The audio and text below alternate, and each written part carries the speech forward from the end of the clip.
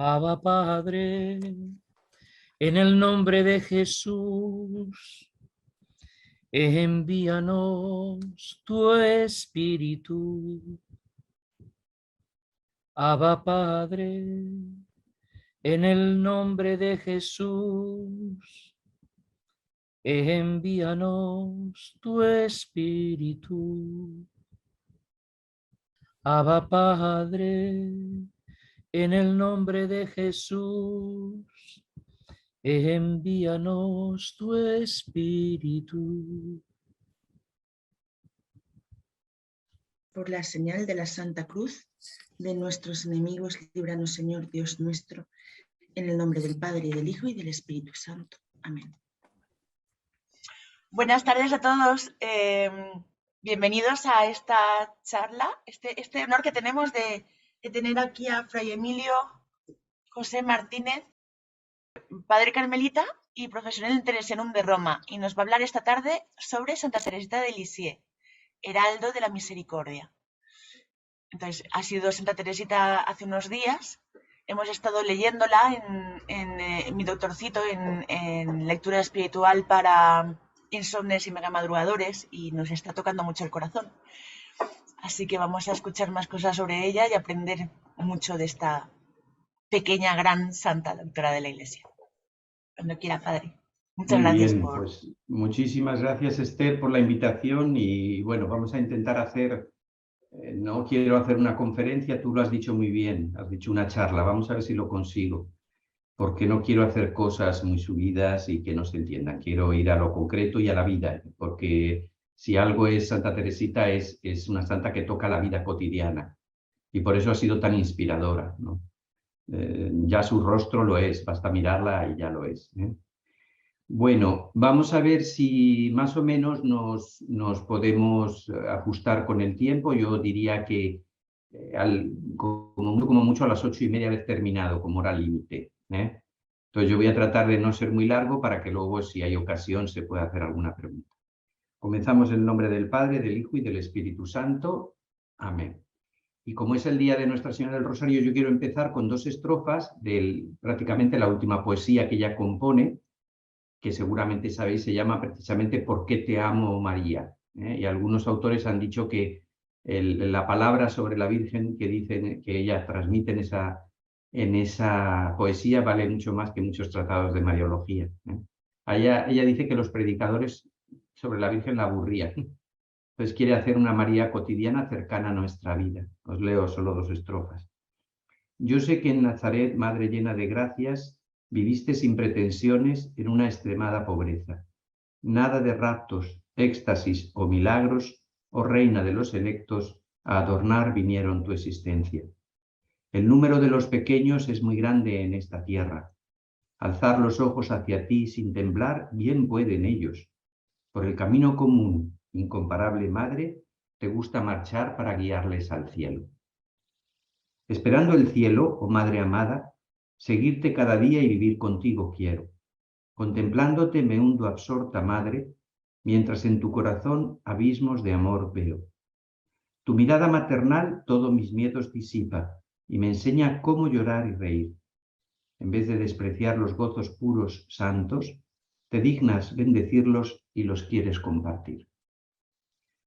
Bueno, os invito un ratito que tengáis a leer y meditar la poesía completa. Se llama así, Porque te amo, María, y en las ediciones de poesías o de obras completas, pues es la última. Bueno, pues vamos, cuando me habéis pedido la conferencia, Esther, yo no sé, me vinieron 1000 ideas a la cabeza. Al final me decidí por hacer esta reflexión sobre un punto fundamental de la doctrina de Teresa, que es su visión de Dios como misericordia, y explicar bien qué es eso, ¿no? También porque es un tema, pienso, muy, no quiero decir manido, pero que se habla mucho de Dios Padre como misericordia, y no siempre se entiende bien qué quiere decir eso, ¿no? Ya había un teólogo holandés, el famoso Schillebeeck, ya falleció, que decía que cuando hablamos de Dios Padre de misericordia, tengamos cuidado de no hablar del Dios abuelo, que consiente todo y permite todo a los nietos. Dios es un Padre exigente, pero exigente desde la misericordia. Lo que pasa que, como veremos, es un Dios optimista que cree en nosotros. Así lo ha experimentado Teresa. Hay un texto muy importante, esto está en la conferencia escrita, los que estáis aquí la podéis bajar y si luego va al blog, pues veréis las notas ahí. Yo he tratado de hacerlo del modo más clarito posible para que tengáis todos los textos, ¿no? Bueno, pues hay una carta muy importante en la cual ella de una manera muy breve habla de la misericordia. Es una carta del 9 de mayo del 97 y se la escribe a un misionero que había pedido al Carmelo que una carmelita rezara por él, el padre Roland. Estaba en China. Y este hombre tenía miedo de que si le mataban unos bandidos chinos, pues a lo mejor no iba al cielo. Porque, claro, si le hacían mártir por predicar la fe, vale, pero si le mataban para robarle los cuartos, pues entonces no era por la fe, entonces no iba al cielo. Y entonces Teresa le responde a esta inquietud. Yo sé que hay que estar muy puros para comparecer ante el Dios de toda santidad, pero sé también que Dios es infinitamente justo. A lo mejor os sorprende, ¿no? Pero no nos iba a hablar de la misericordia y nos suelta aquí que Dios es infinitamente justo. ¿Ya nos ponemos a temblar o qué? Un momento. Esa justicia que asusta a tantas almas es precisamente lo que constituye el motivo de mi alegría y de mi confianza. Ser justo no es solo ejercer la severidad para castigar a los culpables, es también reconocer las intenciones rectas y recompensar la virtud. Yo espero tanto de la justicia de Dios como de su misericordia, precisamente porque es justo, es compasivo y misericordioso, lento al aire y rico en clemencia, pues Él conoce nuestra masa, se acuerda de que somos barro. Como un padre siente ternura por sus hijos, siente el Señor ternura por sus fieles. Todo está tomado del Salmo 102, 103, que es el salmo que precisamente se lee en la liturgia de Santa Teresita, al menos en el misal carmelitano, que es fiesta para nosotros. Al escuchar, hermano, estas hermosas y consoladoras palabras del profeta rey, David, ¿cómo dudar de que Dios pueda abrir las puertas de su reino a esos hijos suyos que lo han amado hasta sacrificarlo todo por él? Aunque usted no sea mártir directamente, pero usted ha sacrificado todo para irse a China a predicar el reino. Pues no se preocupe que Dios va a aplicar la misericordia, va a tener en cuenta eso. Esto es, hermano mío, lo que yo pienso acerca de la justicia de Dios. Mi camino es todo él de confianza y de amor, y no comprendo a las almas que tienen miedo de tan tierno amigo. En esta carta, como hemos visto, Teresa está haciendo una síntesis de lo que ella piensa de Dios, y sus fuentes para hacer esta declaración son dos. Una, la experiencia personal. Ella lo ha experimentado así, y podríamos decir, quizás demasiado subjetivo, pero como ella misma ha tratado de subrayar, hay una inspiración también en la escritura. Ha citado un salmo, pero es que un poquito más adelante en esa carta dice que cuando tiene que meditar, a veces coge un libro y le viene dolor de cabeza, porque las meditaciones que traen los libros espirituales no le dan ningún gusto ni ningún placer. Entonces, ¿qué hace? Cierra el libro, lo deja sobre la mesa y se pone a meditar sobre los evangelios.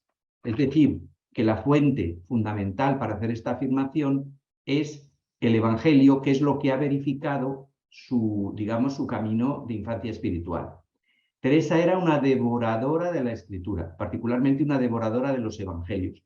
No sé si ya veis que ella, a la altura del corazón, tenía un bolsillito cosido al hábito y dentro, siempre dentro del hábito, para que tocase físicamente el corazón casi, tenía escondidos los evangelios. Escondidos, pero luego para leerlos, por supuesto, pero los llevaba siempre ahí.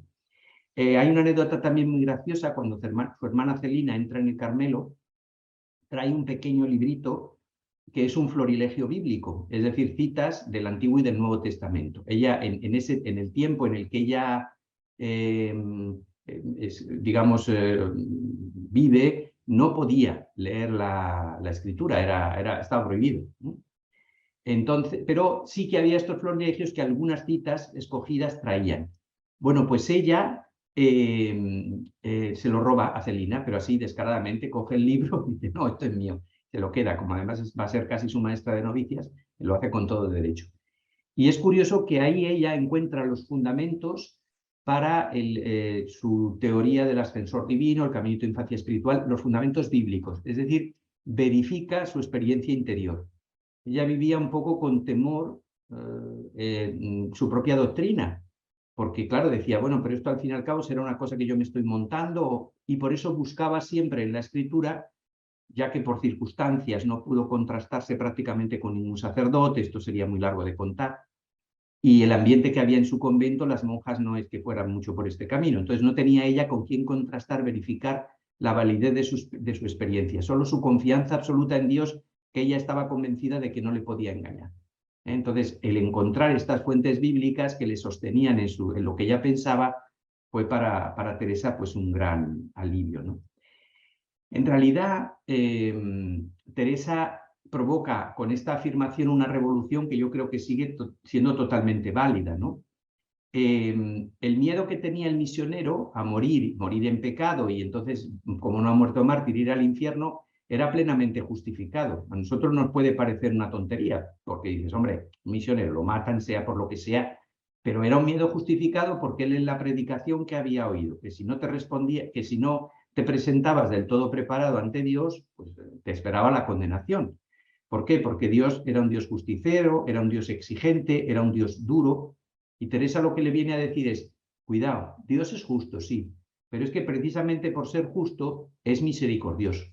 Esto ya lo había dicho Santo Tomás, que la característica fundamental de la justicia divina es la misericordia. Lo vemos en las personas. O sea, nosotros, por ejemplo, vemos a un señor que es pobre, que sabemos realmente que no tiene dinero, que no tiene que dar de comer a sus hijos, y le vemos robar algo en el supermercado y no vamos a denunciarle. Vemos a un señor que tiene de todo y que es un cleptómano o por lo que sea, porque roba y decimos, oiga, ¿usted qué está haciendo?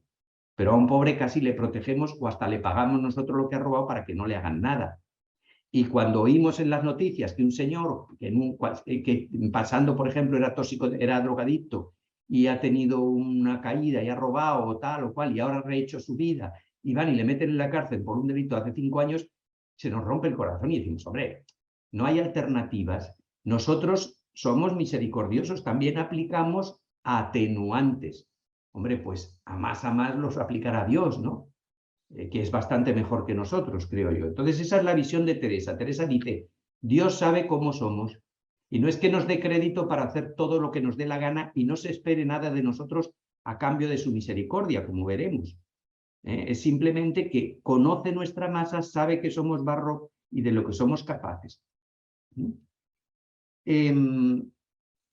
Como digo, es importante subrayar que esto no es una cosa que diga yo o que diga Teresa o que la diga yo que la dice Teresa. Es una cosa que está en el Evangelio, ¿eh? Y por eso se nos llama a nosotros también a vivirla y a practicarla, ¿no? Ella no quiere simplemente consolar a su hermano misionero, decirle, hombre, no te preocupes, seguro que esto lo arreglamos, ya verás. No, no. Ella quiere decir una palabra que además la pronuncia a favor de Dios.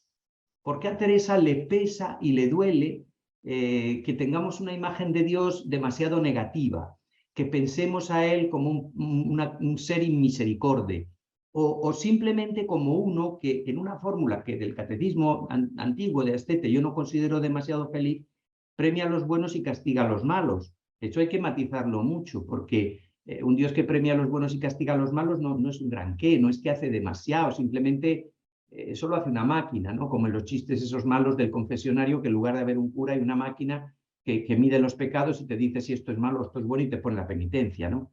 No, Dios es mucho más que eso. Y a Teresa le duele que se pueda tener esa imagen de Dios. Ella quiere reivindicar la imagen, el rostro verdadero de Dios. Porque a veces en estas cosas se cae en una falta grave y se cae incluso en la blasfemia, ¿no? Porque se llega incluso hasta a despreciar a los otros, a desearles la condenación, a que Dios ajuste cuentas con ellos y los mande al infierno. Y todas estas actitudes son del todo menos evangélicas, ¿no? Hace algunos domingos, no recuerdo cuántos, veíamos a Jesús que cuando uno le dice, cuando le echan los samaritanos del pueblo, pues mándale fuego del cielo. Y dice, no habéis entendido nada, yo no he venido aquí a mandar fuego del cielo a nadie, ¿eh? Y el domingo escucharemos el evangelio de los leprosos que son curados, solo uno vuelve, no es que Jesús dice, vale, ahora a los demás verás tú, les quito y les vuelve la lepra. No, Jesús no actúa así, ¿no? Todavía algunos creyentes hoy mantienen con Dios una relación conflictiva, le tienen miedo e incluso a veces se escandalizan cuando se habla mucho de la misericordia de Dios y dicen, no, hay que hablar más de la justicia divina. Pues sí, hombre, sí vamos a hablar. Ya Teresa de lo primero que nos habla es de la justicia. Pero es necesario que nosotros abracemos y creamos en el rostro del Dios Padre de ternura y de misericordia. Y no podemos hacerlo, o sea, y debemos hacerlo porque esto no supone eludir nuestras propias responsabilidades. Decir que Dios tiene voluntad de salvarnos, que por otra parte lo dice Él, Dios, esta antífona la repetimos durante la Cuaresma, que el Señor quiere que todos se conviertan y lleguen al conocimiento de la verdad. En ese sentido, lo que dice San Pablo, por ejemplo, parece que es de la carta a los romanos, de los judíos, como espera que reconozcan al Mesías. Dios tiene una paciencia infinita y menos mal, porque si no nos iría muy mal a todos, ¿no? Entonces, apelar a esta voluntad salvadora, que es algo que Dios nos ha manifestado más que de sobra, no es, lo digo en un tono así coloquial, pensar que todo vale, ¿no? Que es lo que mucha gente recibe cuando se habla de Dios misericordia. Ah, como Dios es misericordia, lo perdona todo, entonces yo puedo hacer todo lo que me dé la gana. Vamos a ver cómo Teresa corrige todo esto, ¿no? Y cómo nos enseña que no es así. Bueno, he dicho que Teresa nos habla de Dios fundada en su propia experiencia. Una experiencia que ella, ante todo, realiza en la vida cotidiana. Obviamente, los tiempos de oración y meditación son muy importantes, pero es que ella da el salto, un salto que ya, digamos, está presente en Teresa de Jesús, que es aquel de vivir, orar día y noche sin parar, ¿no? Que a veces nos parece una cosa increíble o muy difícil de realizar, y sin embargo en Teresa es simplemente, digo simplemente entre comillas, vivir continuamente en la respiración de Dios, en el pulso divino, ¿no? Como un poco el famoso relato del peregrino ruso. Es contemplar en la vida esa presencia y ver en los acontecimientos de la vida, incluso en la naturaleza, enseñanzas que nos hablan de cómo es Dios, de qué quiere de nosotros, de qué espera, ¿no? Pero para nosotros también es muy importante no olvidar que no siempre fue así. Lo digo porque a veces ponemos a los santos demasiado altos en el pedestal y pensamos, uy, Teresita, sí, es que Teresita es Teresita, es que Teresa es Teresa, es que San Ignacio es San Ignacio. No, ellos han hecho el mismo camino que nosotros. Obviamente, algunos han recibido gracias particulares porque tenían una misión concreta de servicio. No las han recibido para ser mejores. Esto lo dice muy claramente Santa Teresa en las Sextas Moradas cuando habla de las gracias místicas. Las gracias místicas, recibirlas no quiere decir que eres mejor. Quieren decir que se te va a llamar a un servicio particular y más importante para el que necesitas esas provisiones. Todos recibimos las gracias necesarias, ordinarias, para alcanzar la santidad. Y no nos tiene que dar miedo hablar de esto, ni tiene que parecer un discurso melifluo, ¿no? La santidad es vivir como Cristo en los acontecimientos de cada día. A mí me gusta mucho una expresión, yo la uso mucho, vivir al estilo de Jesús, ¿no? No sé si teológicamente es muy correcta, pero me parece que para la pastoral se entiende muy bien, para que nos entendamos entre creyentes. ¿Cómo ha vivido Jesús? Pues yo tengo que vivir así, ¿no? Y tengo que contemplar a los demás como Él los ha contemplado. Este camino es el que va a hacer Teresa. Pero pensad, por ejemplo, que una persona que nos va a hablar de la misericordia de Dios, como ya hemos oído y todavía oiremos, vivió tremendas crisis de escrúpulos, que todo le parecía pecado, que tenía que ir al sacerdote corriendo cada 5 minutos, que menos mal que estaba su hermana María, que ahí fue una bendición para ella, porque prácticamente le hacía de confesora, ¿no? Y le hacía de filtro para que no fuera al confesor con estupideces. Una niña que también psicológicamente fue muy frágil, sufrió mucho, vivió muy encerrada en su familia, perdió a su madre de muy pequeñita. Todas estas cosas le van a marcar. Y sabemos que hay un momento en el cual esta experiencia espiritual de conocimiento de Dios y de situarse de nuevo en la vida al estilo de Jesús, estalla, ¿no? Ese momento o tiene su punto de arranque. Habréis oído seguramente hablar de la que ella misma llama la gracia de Navidad. Es un episodio de su vida, ella tiene ya 14 años, está a punto de cumplirlos, no los tiene todavía, y el padre les tiene que poner los regalos de Navidad. Vuelve de la misa de Nochebuena, la misa del gallo. Se ve que el obispo había hablado de la cuenta, el hombre estaba cansado, ya habrían cenado, y dice, bueno, ya es que qué rollo, vine a decir más o menos el pobre Luis Martín, San Luis Martín, qué rollo poner los regalos otra vez aquí, menos mal que es el último año, porque el año siguiente Santa Teresita ya habría tenido 14 años cumplidos, se acabaron los regalos porque ya era una mujercita y no se podía estar con niñerías. Entonces Teresa, que tenía crisis de llanto continuas, dice ella incluso lloraba por haber llorado, dice, no, basta, corto, Ahora no lloro y no me quejo. Baja de su habitación, Celina la mira aterrorizada porque dice, seguro que ha oído lo que ha dicho el papá, pero ella no hace ningún tipo de alusión al tema, no llora, se manifiesta contentísima, abraza a su padre y el padre, de ver la alegría de su hija y de ver que las dos están contentas, pues ya se echa a reír, se le pasa el aburrimiento y terminan la velada pues muy alegres y muy felices. Y dice ella, esto lo atribuye a Jesús. Dice Jesús, el dulce niñito recién nacido cambió la noche de mi alma en torrentes de luz. En esta noche en la que él se hizo débil y doliente por mi amor, me hizo a mí fuerte y valerosa, me revistió de sus armas, y desde aquella noche bendita ya no conocí la derrota en ningún combate, sino que al contrario fui de victoria en victoria y comencé, por así decirlo, una carrera de gigante. Este es el punto de arranque. Me encanta que en Teresa, en otros santos también pasa, ¿no? Y en otros pasará que yo no conozco más que por el santoral. Pero me encanta que en Teresa la idea de proceso, de crecimiento en la vida espiritual es muy evidente, es muy clara. No es una niña que ha nacido santa ya, ¿eh? Es una niña efectivamente con una sensibilidad enorme, con unas capacidades enormes humanas y sobrenaturales. Pero eso ha tenido que forjarse. Y a mí eso me llena de esperanza, porque, bueno, pues ya me llegará a mí también mi gracia de Navidad. Es curioso que la cosa fundamental que ella subraya en ese momento, aparte del reconocimiento de la enorme misericordia que Jesús tuvo con ella, fue que desde entonces nunca más pensó en sí misma, sino que empezó a pensar en los demás. La clave para comenzar a parecernos a Jesús, según Teresa de Lisieux, es poner a los demás en el centro y no a nosotros mismos. Empezar a aplicar la ley del embudo, pero bien, ancho para los demás, estrecho para mí. Bueno, ella reconoce en este texto, que es para leer completo, está en la primera parte de la historia de un alma, en el así llamado manuscrito A, en el número 44, reconoce el paso por su vida de la gracia, el auxilio del Espíritu Santo, pero dice también que tuvo en cuenta su buena voluntad. No olvidemos que hablando de esta gracia, Teresa dice que Jesús también quiso premiar todos los esfuerzos que había hecho hasta ese momento. De nuevo, un despertador, una campanilla, para que no pensemos que el Dios misericordia es uno que se queda, pues nada, de brazos cruzados, mientras nosotros no nos esforzamos, no hacemos nada, no nos preocupamos por crecer en nuestra vida espiritual, no abandonamos las cosas que hacen daño a nuestra vida espiritual, no cultivamos nuestro espíritu con lecturas adecuadas, no frecuentamos los sacramentos, no ejercitamos la caridad. Bueno, tranquilo, nada, si yo lo perdono todo, ya llegará el día, un día le echo la gracia de Navidad encima o la de Semana Santa y para adelante. No. Teresa dice, yo me esforcé, yo me preparé, yo pedí, yo supliqué y al final el Señor fue tan generoso que me regaló algo que yo no merecía, ¿no? Sentido de agradecimiento de Teresa también es una cosa preciosa sobre la que se podría hablar. Yo aquí no puedo. Pero cuidado, a ver si llenamos de contenido todas esas veces en las que decimos gracias a Dios.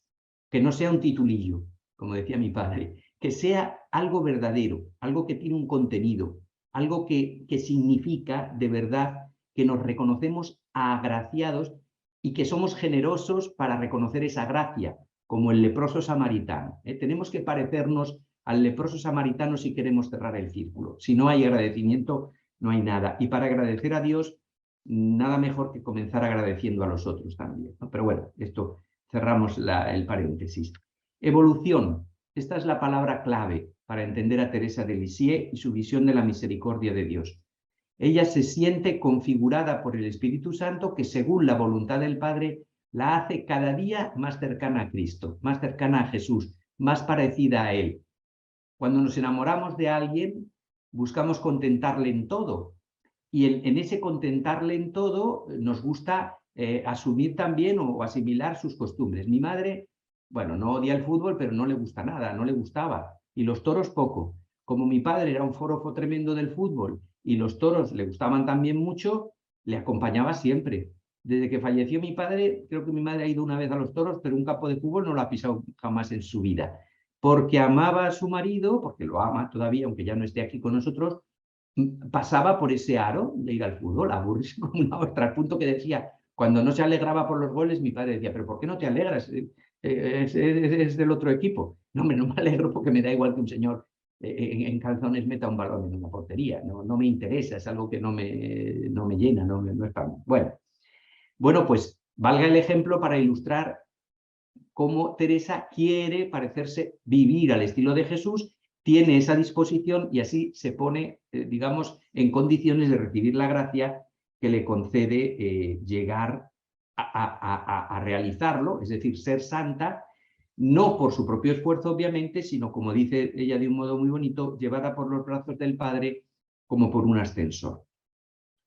En este camino de progresión, como ya he venido diciendo, es en el que descubre plenamente la imagen de Dios como Padre misericordioso. Dios es amor, no desea otra cosa que darse gratuitamente al ser humano. En eso consiste su alegría, la alegría de Dios. Esto es un misterio decirlo, ¿no? A veces Dios nos da la impresión de que nos necesita y nos quedamos así asombrados. Decimos, pero ¿cómo puede ser esto posible? Teresa nos dirá, no, hombre, no es que te necesite. Lo que pasa es que Él sabe que tiene lo mejor para ti, que tiene lo que tú necesitas y esperas. Y por eso se mete en tu necesidad y parece ser suya, pero no, en realidad esa necesidad es tuya. De hecho, el que Dios, las delicias de Dios sea estar entre los hijos de los hombres es algo que afirma también la Escritura, el libro de los Proverbios, en el capítulo 8, 31. La base de la doctrina de Teresa, el sentido real de su vida, consistirá en profundizar el conocimiento de esta verdad referente a Dios. Una verdad que alcanza su plenitud en el misterio de la encarnación. Para Teresa, la misericordia de Dios se manifiesta no en que Dios pues iba a cruzar el semáforo y me he dado cuenta de que estaba en rojo y me ha cogido alguien y no me ha matado. Ah, qué misericordioso es Dios. O que mereciendo que me caiga un rayo por mis pecados no me cae. Para Teresa, lo esencial de la misericordia de Dios no es eso. O sea, no tenemos que estar esperando que Dios manifieste su misericordia en bobadas, en cosas cotidianas. No. La manifestación fundamental de la misericordia de Dios es que Cristo se ha hecho hombre, ha tomado nuestra carne. Que con eso ha asumido toda nuestra pobreza. Hay un texto muy bonito del Jesús de Nazaret de Benedicto XVI, cuando él comenta el bautismo del Señor, habla de cómo en los iconos el río Jordán, cuando Jesús se introduce en él, no aparece tanto como una simple corriente de agua, sino más bien como un sepulcro, como una especie de abismo. Ese abismo es nuestra pobreza, ese abismo es nuestro pecado. Y Jesús ha entrado hasta ahí para redimirnos, para sacarnos de ahí. ¿No haremos nosotros lo mismo por él y por los demás? Este es el juego en el que empieza a entrar Teresa. Si tú has hecho esto por mí, ¿qué no voy a hacer yo por ti y por los otros? Yo tengo la impresión que nosotros muchas veces damos por descontado o nos quedamos en un sentimiento, diría casi infantil o inmaduro, de simple admiración, en el mejor de los casos, cuando contemplamos, por ejemplo, el misterio de la Encarnación, cada vez que llega la Navidad, cuando contemplamos el misterio de la Pascua en el que da la vida por nosotros, por nuestra salvación y la redención, o por ejemplo, cuando cada día, o al menos cada domingo, le vemos presente en la Eucaristía. No somos conscientes de lo que supone. Es que, vamos a ver, entendedme lo que voy a decir. Yo entiendo que una persona diga, pero vosotros estáis zumbaos o qué. O sea, vosotros decís que Dios se mete en un pedazo de pan. Si es que eso no hay quien se lo crea. Cierto que no hay quien se lo crea. Si él no nos lo hubiera dicho, vamos, es que no se le ocurre, a nadie se le había ocurrido una cosa semejante. Lo más que el hinduismo había dicho que a veces, y los griegos también, que a veces los dioses tomaban formas humanas. Los dioses hindúes normalmente para hacer cosas buenas, los dioses griegos para hacer de todo, pero no preocupados del 100% por los hombres ni donándose por ellos. Es un atrevimiento enorme, pero es un atrevimiento fundado en su palabra. Bueno, pues esto Teresa lo asimila de verdad y lo cree de verdad. Y dice, ¿cómo no voy a decir que Dios es misericordia si ha tomado mi carne, mi sangre, mi pobreza y mi dolor? Además, Teresa lo mira desde un punto de vista incluso humano, no solo desde un punto de vista sobrenatural. Hay una poesía preciosa, la poesía al Sagrado Corazón de Jesús, que es la número 23, normalmente en las ediciones de obras completas. Esta poesía, ella la escribe por encargo de su hermana María, que llevaba como apellido religioso el de María del Sagrado Corazón. Bueno, pues Teresa, cuando escribe esta poesía, le advierte, no voy a decir las cosas que te gustan, porque yo al Sagrado Corazón lo veo de otra manera. En esa poesía ella narra su experiencia desde el punto de vista humano de búsqueda. ¿Cuál ha sido su experiencia durante toda la vida? La experiencia del abandono. Por desgracia, ella ha percibido, ha palpado en sus propias manitas desde niña que las personas nos abandonan, incluso aquellas que más nos quieren, no por maldad, sino porque llega la muerte y se las lleva. Así le ha pasado a su madre. O porque el Señor las llama lejos de ella. Así le pasó cuando su hermana Paulina se fue al Carmelo. O porque se enferman y pierden la cabeza y ya no nos reconocen más, como le pasó a su padre. Entonces dice ella, yo quiero un corazón ardiente de ternura. Fijaos, todos firmaríamos esto. ¿Quién no quiere un corazón ardiente de ternura que me sirva de apoyo sin jamás vacilar? Que todo lo ame en mí, incluso mi pobreza. Que nunca me abandone ni me olvide jamás. ¿Quién no quiere esto? No digo nombres, pero cualquiera. Y responde ella, ¿cómo me has comprendido, único amigo que amo? Mi corazón robaste, amigo con mayúscula, obviamente, Jesús.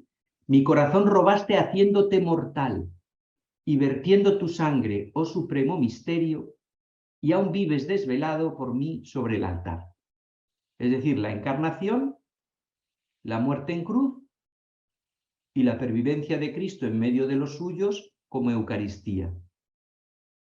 Motivos suficientes para vivir en actitud de agradecimiento y para tomar como propósito de vida, que ella lo confiesa y se lo comunica a sus hermanos misioneros, ¿cuál?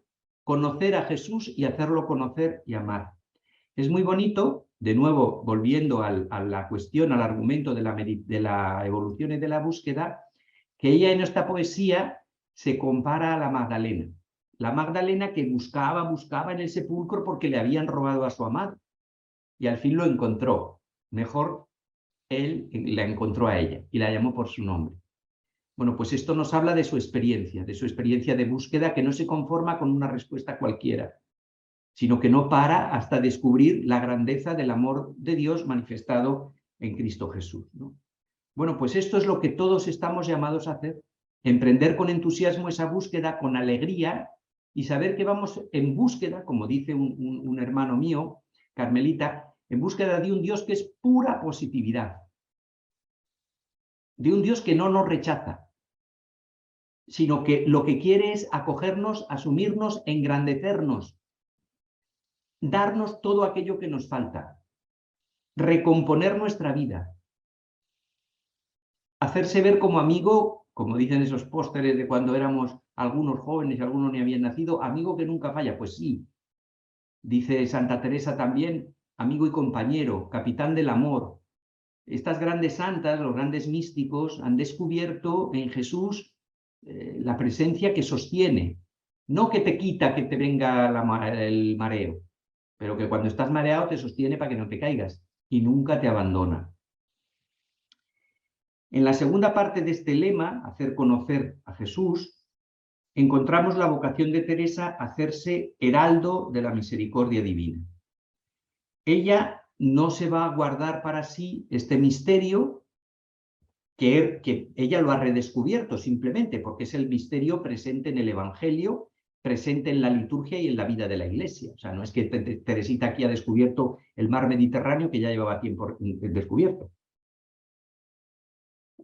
sino que lo reencuentra, además en una etapa en la que la gente vive bastante obsesionada con la propia salvación y con la condenación, y quiere ofrecernos y regalárnoslo a todos, ¿no? De hecho, cuando su hermana, que es también su priora, le pide escribir la historia de un alma, fijaros qué simpático que le dice, por sugerencia de María, lo que quieren es que escriba, ella tenía una memoria increíble, Teresita, ¿no? Y entonces le dice, escribe los recuerdos de nuestra infancia para que nos acordemos de cuando éramos jovencitas y jiji, pequeñitas en casa y mamá y papá y para arriba y para abajo.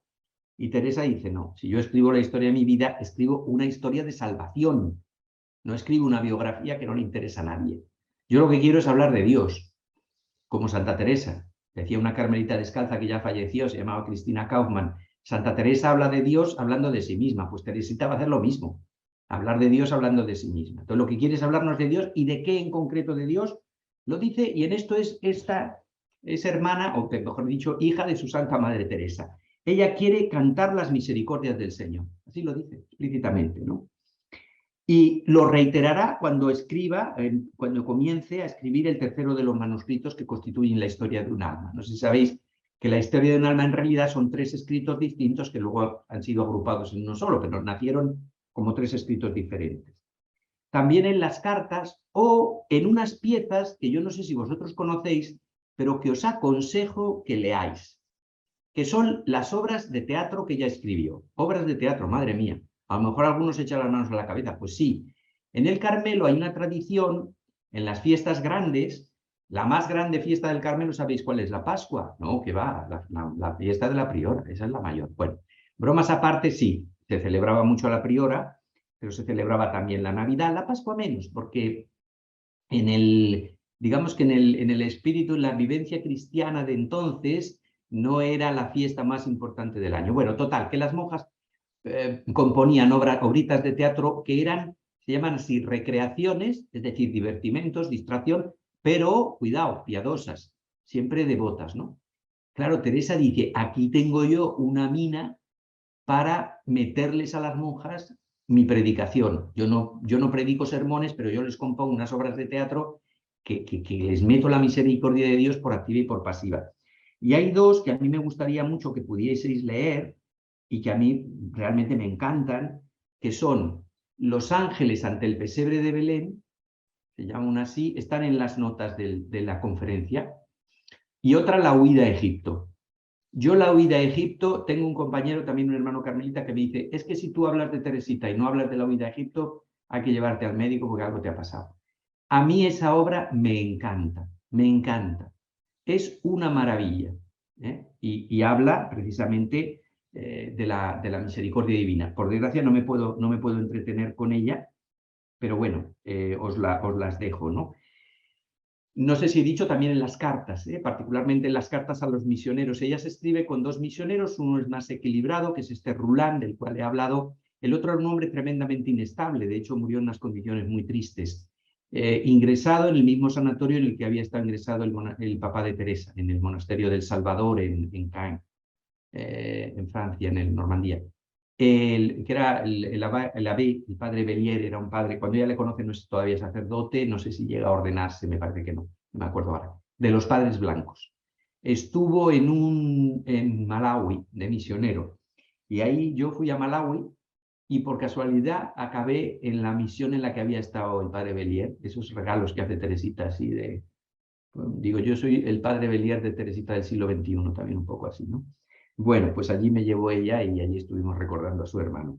Y ahí ella les habla, ¿no? Porque dice, uy, estos me viene muy bien contarles mis historias, transmitirles mi experiencia, hablarles de Jesús como yo le he conocido y como le amo, le conozco y le amo, mejor uso los 2 verbos en presente, para que ellos luego a ver si aprenden algo y lo predican también. Y así llego a más gente, no solo a ellos, ¿no?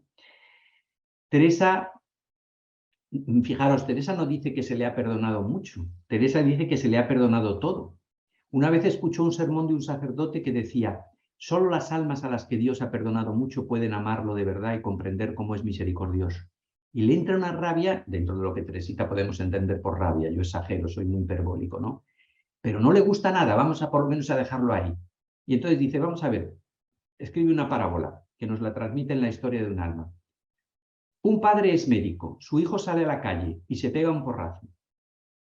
Entonces el papá que es médico lo recoge y lo cura. Qué papá más bueno, ¿verdad?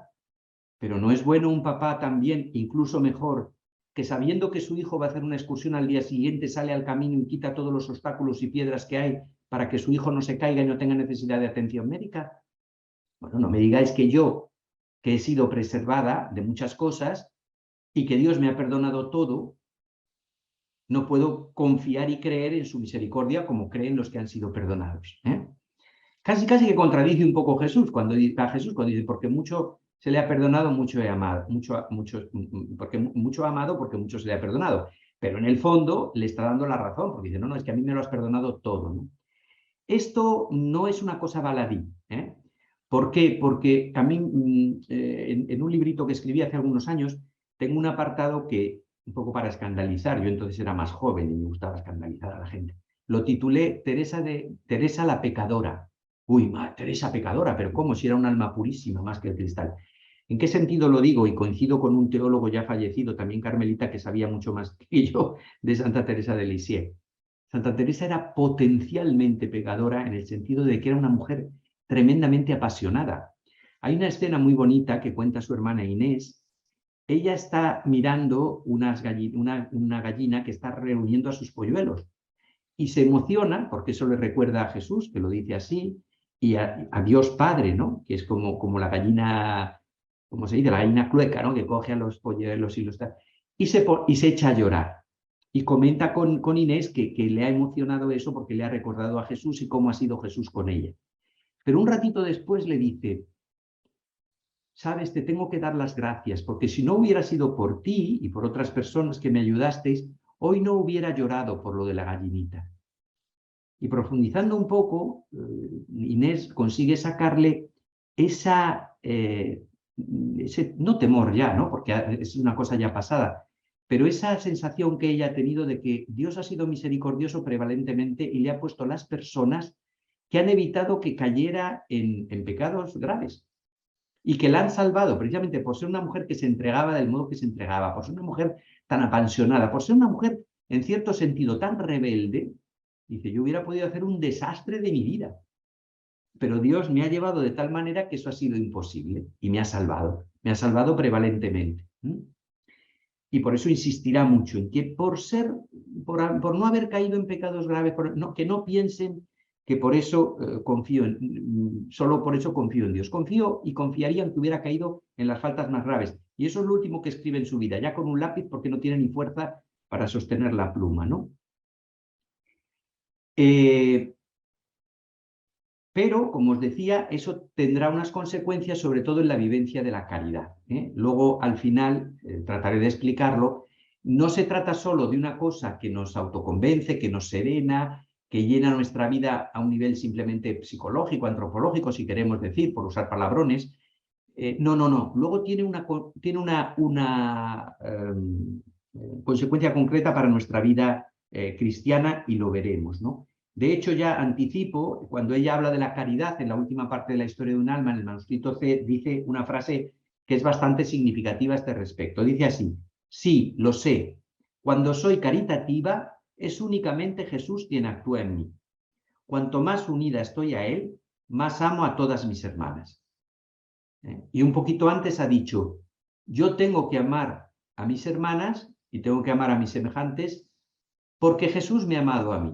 Es decir, si Dios es misericordioso, lo que decía un poquito al principio, yo tengo que ser misericordiosa. Bien, ya vamos avanzando prácticamente el último punto, lo he llamado así el jardín de Jesús, porque me inspiro en un texto que voy a intentar leer, creo que puedo leerlo todo y creo que merece mucho la pena, ¿no? La vida cotidiana será, por tanto, para Teresa el campo de su acción evangelizadora. Ejercitando ella la misericordia, siendo caritativa, hablará a sus hermanas del Dios que es misericordia. O sea, ella no solo evangeliza, digamos, a través de las obras que escribe, a través de los manuscritos, a través de las cartas, sino que lo hace también y sobre todo a través de sus obras. Y yo creo que todos los que nos hemos interesado un poco en la vida de Teresita conocemos un montón de detalles de las cosas que hacía, de las pequeñas cosas que hacía en la vida cotidiana. El otro día yo colgué en Twitter el día de Santa Teresita, los que tenéis Twitter y me seguís, si vais, he metido un hilo ahí. Primero he puesto un monigote horrible que canta diciendo que hay muchos regalos, y luego vienen una serie de artículos. Bueno, pues entre esos artículos que escribí sobre Teresita hay uno precisamente sobre la misericordia, en el que al final intento recoger una serie de anécdotas transmitidas por sus hermanas que hablan precisamente de este predicar con las obras la misericordia de Dios en Teresa, a través de pequeñas obras de caridad, a través de obras muchas veces anónimas y que otras veces fueron incomprendidas, ¿no? No puedo detenerme aquí en eso, ya os remito a ese articulito y hay muchos autores que lo han hecho mejor que yo, pero el elenco de episodios que narra Teresa en sus obras, o también los que aparecen en los procesos contados por sus hermanas o por otras hermanas de la comunidad, son todo un ejemplo de vivencia del Evangelio de Jesús en la vida de cada día, en las cosas más simples, que es ahí donde debemos vivir nuestro convencimiento de que Dios es misericordia. Siendo misericordia, no perdonando no sé qué ofensas o qué cosas que nos han hecho terribles, sino perdonando, viviendo, acompañando, sosteniendo, escuchando en sitios que no somos vistos, sin esperar. Por ejemplo, si yo sé que a ti te gusta este helado de mamá, hablo por ejemplo una cosa de comunidad, ¿no? Pues te lo dejo a ti. Si yo sé que puedo hacer esto, y tú dices, y eso es santidad, no solo es santidad, eso es porque supone un aspecto esencial de la misericordia de Dios que está presente en lo que os decía antes del hecho de la encarnación como cima de la misericordia divina que se repite cada día en la Eucaristía, que es el mirar al otro. Es precioso, los místicos del Carmelo, el uso de la expresión mirar. No se cansan de usar el verbo mirar, ¿eh? Y lo usan como sinónimo de amar. Y a San Juan de la Cruz ya le parece poco y se inventa una palabra que la coge del latín y dice que Dios no ama, que Dios adama, que es amar más todavía. O sea, se inventa allí una cosa, porque ya la palabra amor se le queda corta. Y ese tipo de palabras van siempre unidas a la mirada. Cuando te mira un tío o una tía importante y dices, me ha mirado, quiere decir que me siento, ¿no? Pues imagínate si te mira Dios. Sentirse bajo esa mirada es luego aprender a mirar, pero no con una mirada acusadora, sino con una mirada que se interesa. ¿Te gusta esto? Lo hago. ¿Necesitas esto? Ya me anticipo yo. Pero vamos a ver, en las relaciones con las personas, en las parejas, por ejemplo, ¿no? Te llega una chica o un chico, te dice, gusta que mi novio, mi novia, mi esposo, es muy detallista. Todos sabemos qué quiere decir eso de detallista. Que, por ejemplo, pues ve que te gustan un tipo de flores o que te gusta un tipo de planta, que tienes una planta allí chuchurría en casa muerta de asco y aparecen con un plantón gigantesco o con un ramo de rosas que no cabe por la puerta. Y dices, ¿pero en qué te gastas el dinero? Le echas la bronca, pero en el fondo está diciendo, qué maravilla. Eso es lo que hace Dios y eso es lo que Teresa va a hacer. Pequeñas cosas de la vida cotidiana que de verdad os digo, yo intento vivirlas como camino de santidad y lo prefiero a morir despellejado en el circo romano, que ya lo tienen cerrado, ya no funciona, no. Pero vamos, hay otros, no os preocupéis. Bueno, fijaros lo que escribe ella al principio de su manuscrito, ¿no? Me encuentro en un periodo de mi existencia en el que puedo echar una mirada hacia el pasado. Mi alma ha madurado como el crisol en las pruebas, y puedo decir, el Señor es mi pastor, nada me falta. Él es lento al aire y rico en clemencia. Por eso, Madre, vengo feliz a cantar a tu lado las misericordias del Señor. Lo que os decía antes, explícitamente habla de eso, ¿no? Aunque no ha llegado a la meta, en este momento es el año 1895, prácticamente 96, le queda un año de vida, pero todavía le queda una parte muy dura, ¿no?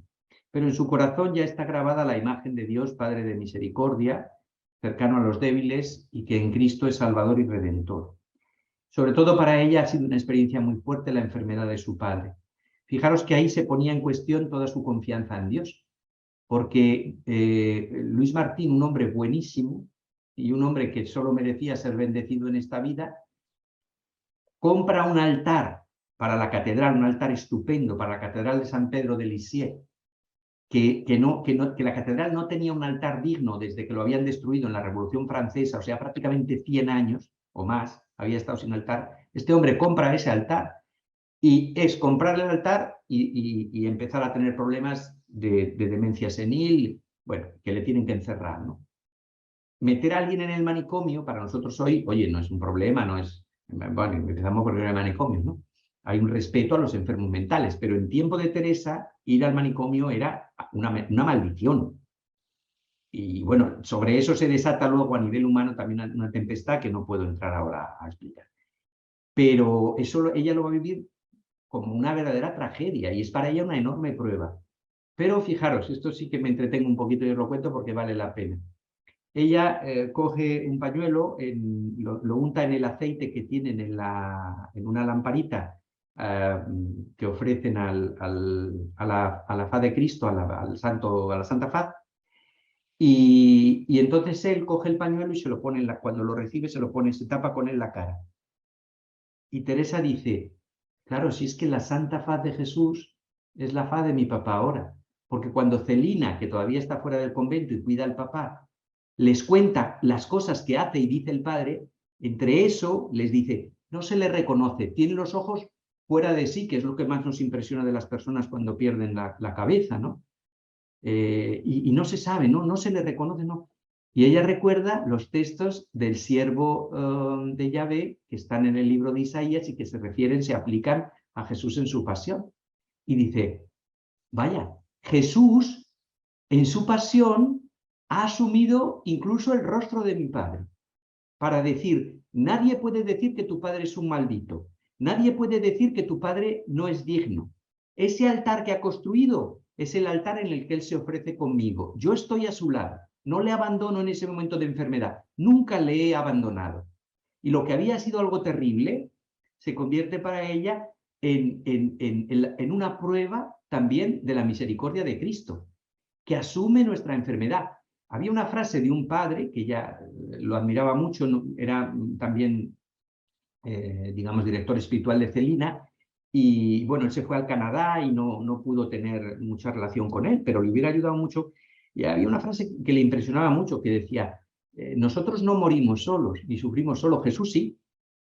Y Jesús sufrió y asumió el morir solo, hasta el punto de decir, Dios mío, ¿por qué me has abandonado? Con tal de que nosotros jamás nos sintiéramos solos ni en nuestros peores momentos, ¿no? Bueno, voy un poquitín para adelante. ¿Qué es esto del jardín de Jesús? Al comienzo de la historia de un alma, en los folios 2 y 3, ahí lo tenéis el texto copiado, después lo podéis leer, no lo voy a leer yo todo.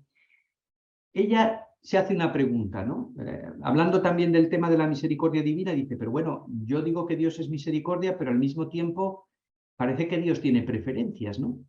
¿Por qué? Porque hay almas que reciben muchas gracias, otras que reciben menos gracias, pero Jesús me quiso aclarar este misterio, y dice ella, puso ante mis ojos el libro de la naturaleza y comprendí que todas las flores que él ha creado son hermosas y que el esplendor de la rosa y la blancura del lirio no le quitan a la humilde violeta su perfume, ni a la margarita su encantadora sencillez. Comprendí que si todas las flores quisieran ser rosas, la naturaleza perdería su gala primaveral y los campos ya no se verían esmaltados de florecillas. Eso mismo sucede en el mundo de las almas, que es el jardín de Jesús. Él ha querido crear grandes santos, que pueden compararse a los lirios y a las rosas, pero ha creado también otros más pequeños y estos han de conformarse con ser margaritas o violetas, destinadas a recrear los ojos de Dios cuando mira a sus pies. La perfección consiste en hacer su voluntad, en ser lo que Él quiere que seamos. Quedaos con esta frase porque luego le vamos a dar una vuelta. Dios, dice ella, se manifiesta lo mismo en el alma más sublime que en las más pequeñas. Y es verdad, si todas las almas se parecieran a las de los santos doctores, parecería que Dios no tendría que abejarse demasiado al venir a sus corazones. Pero Él ha creado al niño que no sabe nada, Él ha creado al pobre salvaje que solo se guía por su ley natural, y también a esos corazones quiere Él descender. Estas son sus flores de los campos, cuya sencillez le fascina. La sencillez, el abandono, el cuidado de los detalles de la vida cotidiana, ahí está la santidad, no porque nos procura méritos que nos convierten en santos, sino porque ese modo de afrontar la vida, cuidando el amor en las pequeñas cosas, como solo sabe cuidarlo una madre, perdonad que lo digo, con perdón para los varones, pero bueno, también nosotros a veces tenemos espíritu de madre, garantizan, por así decir, atraen a Dios. Hay un poema antiguo de los babilonios o no sé quién. Bueno, el poema de Gilgamesh. Yo lo leí hace muchísimos años y me encantaba cuando hay una escena en la cual usan el incienso y dices que usaban el incienso porque el incienso atrae, es el alimento de los dioses y los atrae como la miel atrae a las abejas o a las moscas. No sé, creo que a las abejas pues, usan un insecto más elegante que la mosca, ¿no? Bueno, pues lo que atrae a Dios como la miel a las abejas es precisamente esa sencillez, ese cuidado del amor en la vida cotidiana, que por otra parte es el cuidado de Jesús. Todos estaban mirando la alcancía del templo, todos, pero solo él se dio cuenta que una viuda había echado 2 monedas y que eso valía más que todos los montones de dinero que habían echado los gerifaltes que habían pasado antes y después que ella. Jesús sabe mirar, pues eso es lo que tenemos que nosotros aprender, ¿no? Decimos, uy, florecitas, qué cosa más infantil. Pues no, es un texto de una potencia enorme. Fijaros que tiene unas resonancias paulinas también estupendas. Lo termina así, ¿no? Así como la naturaleza, todas las estaciones están ordenadas de tal modo que en el momento preciso se abra hasta la más humilde margarita, de la misma manera todo está ordenado al bien de cada alma. Todo ordenado al bien de cada alma. Como dice San Pablo en la carta a los romanos, no hay nada que Dios permita que no sea para el bien de las almas de los que aman y de los que le aman, ¿no? Bueno, como Jesús al narrar sus palabras, Teresa usa ejemplos de la vida cotidiana y nos pega fuerte para que nos conmovamos y removamos algunas convicciones muy seguras que lo mismo no están tan acertadas, a lo mejor son hasta equivocadas, ¿no? Dios es así, nos lo ha comunicado Jesús y así lo ha experimentado ella. Dios cuida, Dios guía, Dios acompaña con enorme respeto. Dios dota a cada persona, a cada alma, me gusta usar también esta expresión, de los medios necesarios para alcanzar la salvación que Él se empeña a regalar. Dios se abaja, que Dios se abaja. Lo ha hecho en Jesús, hombre, ¿qué más quieres? Ahí lo tienes clarito, ¿no? Volvemos otra vez al misterio de la encarnación, Pascua, Eucaristía. Se pone a la altura de cada alma, y he puesto aquí entre admiraciones que me salió mientras escribía. Gran misterio, que es un misterio. Como si para él cada uno de nosotros fuera un absoluto. Esto sería una blasfemia si no fuera porque Dios parece que quiera que nos lo creamos. Se abaja a lavarnos los pies. Es una imagen revolucionaria y me paro un poquito en esa frase. Ser lo que Dios quiere que seamos. Atención, porque nosotros a veces hemos pensado que la santidad consiste en ser todos lirios, en ser todos rosas. No, la santidad consiste en descubrir lo que Dios quiere que seamos. Por eso es tan importante el discernimiento y el acompañamiento espiritual en la Iglesia, porque normalmente no lo vamos a descubrir solos. Necesitamos de la palabra de otro que nos ayuda y nos dice, Dios quiere que tú seas esto y que vivas de esta manera. Dios quiere que tú seas doctor de la Iglesia. Venga, adelante. Dios quiere que tú seas una simple margarita, una violeta. Que, por cierto, no te preocupes, que lo de simple me arrepiento de haberlo usado. Son preciosas. ¿Os imagináis un campo solo de amapolas? ¿Cuándo son más bonitas las amapolas? Cuando están en medio de un campo de trigo. ¿Cuándo son más bonitas las rosas? Cuando están rodeadas de otras flores. Y hay infinitos tipos de rosas. No hay un único tipo de rosa. Ir a la Rosaleda de Madrid, los que vivís en Madrid, ¿no? Está siempre preciosa, lo digo por experiencia porque vivía al lado, ¿no? Vale. Por lo tanto, no se trata de echar cuentas acerca de qué es lo que quiere Dios de nosotros, sino de descubrir la propia pobreza, entender que Jesús la ha abrazado, la ha redimido, la ha salvado, esto está también en el concilio, en Gaudium et Spes 22, y que solo desde ahí es posible ser alcanzados, no solo alcanzar, más bien ser alcanzados por la perfección. Bueno, pues esto, y termino ya, ahora sí que de verdad, no es una llamada, repito, por tercera vez, a no hacer nada. Es la espuela que con mayor fuerza nos debe animar a vivir intensamente la caridad. ¿Por qué? ¿Cuál es el secreto? Seguramente que ya muchos lo sabéis y no es necesario que yo os lo repita. Detrás de este convencimiento hay una visión de la persona que, como la visión de Dios, en Teresa, está fundada en el Evangelio. Dios es optimista. Nosotros somos pesimistas, hasta el punto de que hemos dicho, la letra con sangre entra. Y Dios ha dicho, no, la letra no entra con sangre. Y a pesar de que los hechos parezca que se empeñan en demostrar lo contrario, la persona humana mejora en la medida en la que es amada. A mí un actor, me encanta Jack Nicholson, este actor, que es un poco frenético, quizás por eso, porque me gustaría parecerme a él. Pero es un gran actor. Y él hizo una película con una actriz que se llama Helen Hunt, que se llama Mejor Imposible. Y él es un tío que está como una cabra, pero está enamorado de ella y al final parece que lo acepta. Bueno, hay un momento que ella le dice, nunca me dices nada bonito. ¿Podrías decirme algo bonito? Algo que yo te suscito de bueno en tu vida. Y Nicholson, genial, le mira y le dice, desde que te conozco no dejo de tomar mis pastillas. Es decir, me has ayudado a querer ser mejor. Antes no tomaba las pastillas porque me daba igual comportarme como una bestia y lavarme las manos 100 veces. Pero ahora para ti, por ti, porque tú me amas, quiero ser mejor. es toda una declaración de fe en el amor verdadero interhumano. Fijaros si viene de Dios, ¿no? Es verdad que los hechos se empeñan en demostrar lo contrario, lo repito, no vivo en los mundos de Yuppie, como dicen, ¿no? En el mundo idealista, absurdo, hay que ser todos buenos y amarnos, porque a veces al amor, y lo vemos en Cristo, se responde con la muerte, ¿no? Pero no por eso hay que perder la esperanza y seguir creyendo que Dios es optimista.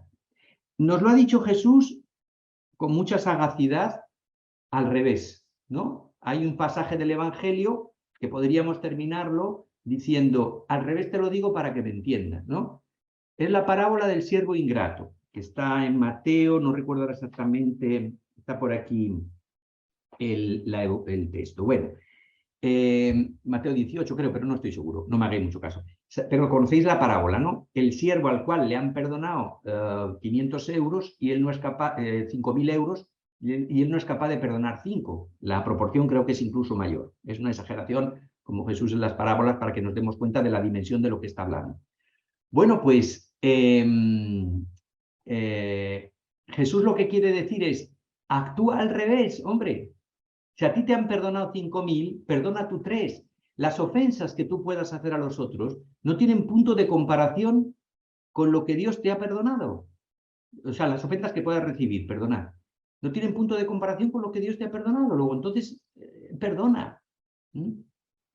Y eso, vivir en el amor, creyendo en la misericordia de Dios, proporciona una satisfacción indecible. Acabamos con Teresita, acabamos con un texto de Teresita. Digo antes que una idea fundamental es que cuando Teresa descubre cuánto Jesús la ha consolado y cuánto ha aplicado sobre ella la misericordia, dedicará toda su vida no a buscar el consuelo de Cristo, sino a consolar a Cristo. Y ese es algo precioso en el cristiano, el desinterés hasta de sí mismo y de las cosas que pueda recibir de Dios, con el fin de solo darse a Dios. Dice así ella, fijaros qué texto más bonito. Una tarde de invierno estaba yo como de costumbre cumpliendo con mi tarea. Hacía frío y era de noche. Estaba llevando a una hermana enferma desde la capilla al refectorio. De pronto oí a lo lejos el sonido armonioso de un instrumento musical. Entonces me imaginé un salón muy iluminado, todo resplandeciente de ricos dorados. Unas jóvenes elegantemente vestidas se hacían unas a otras toda suerte de cumplidos y cortesías mundanas. Luego mi mirada se posó sobre la pobre enferma a la que estaba sosteniendo. En vez de una melodía, escuchaba de tanto en tanto sus gemidos lastimeros. En vez de ricos dorados, veía los ladrillos de nuestro austero claustro apenas alumbrado por una lucecita. No puedo expresar lo que pasó en mi alma. Lo que sí sé es que el Señor la iluminó con los rayos de la verdad que excedían de tal forma el brillo tenebroso de las fiestas de la tierra que no podía creer en mi felicidad.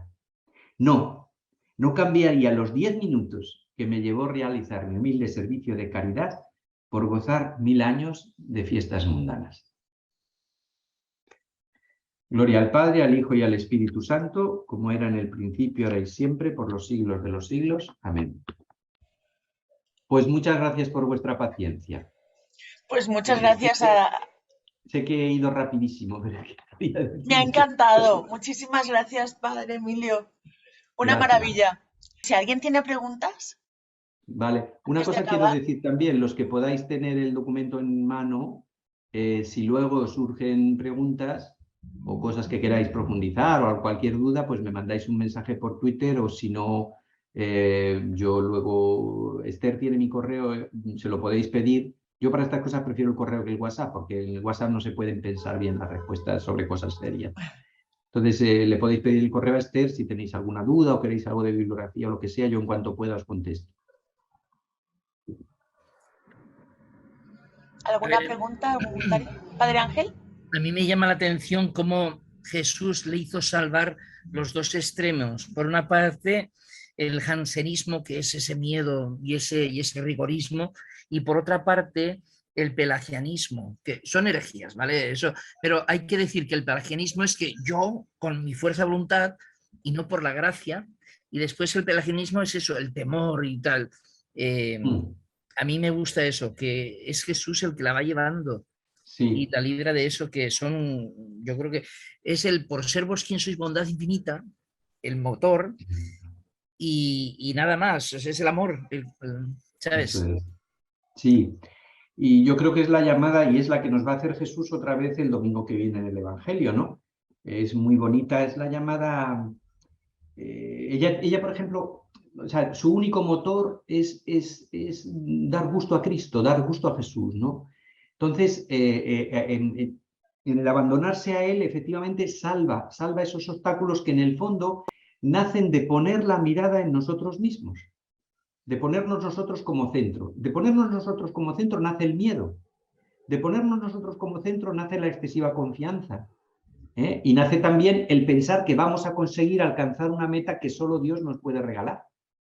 Entonces, cuando la mirada sale y se centra en Él, es posible, ¿no? Que Él nos mire y claro, y luego todo esto además, añado, cojo un poco tu pregunta, que no era el argumento ya, tu comentario, que te agradezco, ella luego va a vivir, todo esto lo va a vivir con una gran paz y con un sentido de realización personal, que es algo de lo que se habla mucho en nuestro tiempo, ¿no? De la necesidad de la realización personal. Hace poco una religiosa italiana ha escrito un libro, ojalá lo traduzcan al español, porque fijaros qué título tan sugerente. Frágil como todos, feliz como pocos. Teresa de Lisieux hace una apuesta por la felicidad, pero una apuesta que no la hace con sus fichas. Esas fichas no las ha comprado ella en el casino. Esas fichas se las ha comprado Cristo. Y entonces, fiada en la relación que ella tiene con Jesús, apuesta por la felicidad. Y es incoherente, humanamente hablando. Porque ¿quién apuesta por la felicidad hoy? Es muy difícil. Y sin embargo, ella tiene una frase muy bonita. Ella dice, yo siempre veo el lado bueno de las cosas. Hay gente que se complica la vida, que parece que han nacido para sufrir, ¿no? Como el Leoncio, el León y Tristón, que los de mi generación, vosotros sois todos muy jóvenes, no sabéis quién era. Yo sí. Pero el tío pesimista, el Calimero, siempre con el huevo ahí en la cabeza llorando por todo. Ella no, ella es... ¿Por qué? Por lo que decíamos antes, si Dios es pura positividad, yo tengo que vivir en pura positividad. Y no es... Y además tengo que vivir de manera que los demás puedan participar de esa positividad. Mi realización es realización en cuanto que arrastra a los otros a la realización. Vale, basta, que si no me pongo a hablar como una cotorra y no os dejo preguntar. Otra cosita que me llama la atención, sí. Lo digo porque frivolizamos todo. Por ejemplo, se confiesa una niña de edad de primera comunión y me llora en la confesión porque es que le da pena haber ofendido a Jesús. Y no le digo, si son pecaditos, eso que vas, eso con los pecados, ¿no? Pero después, por ejemplo, lo del vaso de agua fresca, haces cualquier cosa y es que Teresita dice, es que mi vida es importante, cada momento lo puedo aprovechar para dar contento a Jesús, y eso también es otra vez el amor, ¿no? El que libera a las personas. Sí. Y el que las hace grandes. Pues nosotros eso enseguida decimos, eso son chorradas. No son chorradas. Y ahí está la santidad. Yo es que tengo la suerte, por ejemplo, este año pues he vivido eso, confesiones de niñas que dices, qué bonito, ¿no? Cortas con el pelo y no te duele. Pero cortas con un amigo y claro que te duele. Y el no quererle tanto me duele porque tendría que quererle más. Y eso te lo dicen los niños. Eso es precioso, es verdad. Yo a lo largo de los años, en la experiencia de la confesión también he aprendido que jamás se le puede decir a una persona, eso no se preocupe, eso no es nada. No, hay que meterse en el corazón de la persona. Lo que hay que evitar es que se traumatice o que viva con un peso ahí de conciencia, etc. Pero valorar el dolor ante el pecado, por pequeño que sea, es bonito en cuanto que es para que no se quede en el dolor, sino para llevar precisamente a lo positivo, ¿no? Y quizás lo positivo de la crisis de escrúpulos que pasa Teresa es precisamente eso, ¿no? Que le ayuda a desarrollar una sensibilidad, la supera, no traumática, no patológica, para cuidar los pequeños detalles y para saber que a nada podemos decir, no pasa nada. No, el pequeño, esa brina de decir esto no debería haberlo hecho, que es verdad que se vive mejor diciendo, bueno, he aplastado la cabeza a uno, pero me da lo mismo. Pero bueno, Eso de que se vive mejor lo he dicho entre comillas, es ironía. No, cuidado. Atentos a los pequeños detalles. Muy bonito también eso, Ángel, gracias. Bueno, primero agradecerle a Padre Emilio por su charla. Yo le quiero preguntar o sea, ¿qué podemos aprender de Teresa para vivir la misión de anunciar el Evangelio en estos tiempos? Bueno, es una cuestión compleja y es una cuestión larga. Tú piensas que ella es patrona universal de las misiones y eso es por algo, no es una cosa casual, habiendo sido una monja de clausura. Mira, si yo te tuviera que responder aquí en este momento, así una pregunta, el disparo que me lanzas, ¿cómo te lo respondo? Lo que más aporta a ella es pasión. He dicho que Teresa era una mujer apasionada. Pues lo que más aporta a ella es pasión. Fíjate que el esquema que viene de Aparecida y que Papa Francisco recoge en Evangelii Gaudium es el esquema del discípulo misionero. El esquema del discípulo misionero en Teresa lo tenemos muy, muy bien caracterizado. Es una apasionada de un tesoro descubierto. Teresa es la encarnación de la parábola de la perla preciosa, del tesoro escondido en el campo. Ajá. Y obviamente la encarnación de la parábola de la ciudad en lo alto del monte y de la llama que no se prende para esconderla debajo del celemín. Teresa te convence y te apasiona porque ella misma es pasión. Eso creo que es lo fundamental que ella transmite en la misión. La llamada a una experiencia fuerte del Evangelio que lo actualice en nuestra vida y haga que nuestro discurso y sobre todo nuestras obras sean convincentes, porque sean obras de verdad evangélicas, porque sean palabras de verdad evangélicas. Y por eso sigue inflamando el corazón de tantos creyentes. Más allá de la Teresita, de las rositas, cosas que a mí, por cierto, me encantan porque soy un sensiblero sentimental. Pero más allá de eso, hay una mujer que, como decía el Papa Juan Pablo I, era una barra de hierro, de una fuerza increíble. Y sobre todo era un fuego. Esa mujer era, no me extraña que ella tuviera miedo, dice, madre mía, si yo me hubiera dedicado a otra cosa, hubiera sido la pecadora universal, porque era la apasionada. Hay personas que parecen mosquitas muertas, que parecen que no han roto un plato. Y tienen una pasión dentro y un fuego, lo que pasa es que lo saben, y el caso de Teresa es muy claro, lo vehiculan y no abrasan como un San Vicente Ferrero, como un San Ignacio de Loyola o como un San Francisco Javier, sino que más bien permean, empapan. Y cuando te quieres dar cuenta, estás ya totalmente perdido. Te ha cogido y ya no te va a soltar. Pero te ha cogido para él, eso es lo bueno. García Morente se convirtió escuchando una obra clásica, La infancia del niño Jesús, y en la letra de la huida a Egipto, pues te ves como la inmigración y todo eso. Yo no sé, cuando escogen en la vida religiosa el nombre, si lo de la infancia ya era el gran misterio que han descubierto, o sea, Dios, la kenosis, el que está con nosotros, el que es su propia carne, la nuestra, o sea, y si después lo de la Santa Faz, que me ha gustado mucho, pues que le da un giro todo, porque es un don de la gracia, ¿no? Si ya estaba en ella de alguna forma o fue un descubrimiento. Fue un descubrimiento. Yo pienso que ella coge el nombre del niño Jesús por la gracia de Navidad.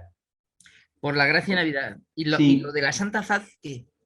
En la Santa Faz lo coge porque era una devoción muy practicada en el Carmelo de Lisieux. Era una devoción que había extendido un laico. Lo llamaban el Santo Hombre de Tours. Era un doctor, ahora mismo no recuerdo el nombre. Era de Tours. Del Carmelo de Tours habían fundado en Poitiers, si no me equivoco, y de ahí ya nace Lisieux. Entonces había esa devoción, se había transmitido. La fundadora del Carmelo de Lisieux es una monja que se llamaba Genoveva de la Santa Faz. Celina también tomará ese nombre. Entonces, muy probablemente a Teresa le dejan ponerse el niño Jesús por la gracia de Navidad, es una hipótesis, pero lo que sí es seguro es que le hacen poner de la Santa Faz por la devoción que hay en el Carmelo. Poco a poco, ella va profundizando en ese misterio. Y es curioso que cuando ella firme las cartas ya no las firmará como Teresa del Niño Jesús y de la Santa Faz, sino como Teresa del Niño Jesús de la Santa Faz. O sea, El Niño Jesús es el de la Santa Faz, es el mismo misterio.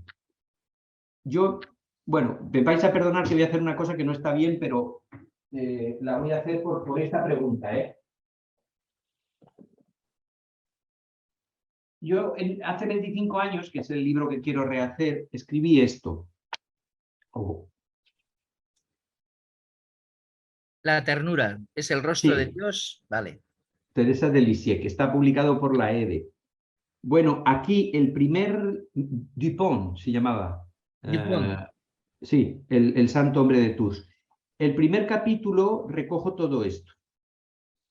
Lo que era la devoción a la Santa Faz y cómo ella hace una asimilación y una recreación a la luz del Evangelio de la devoción a la Santa Faz en proceso, en un proceso de crecimiento. Algunos me han dicho que es un capítulo muy aburrido, pero a mí me gusta mucho.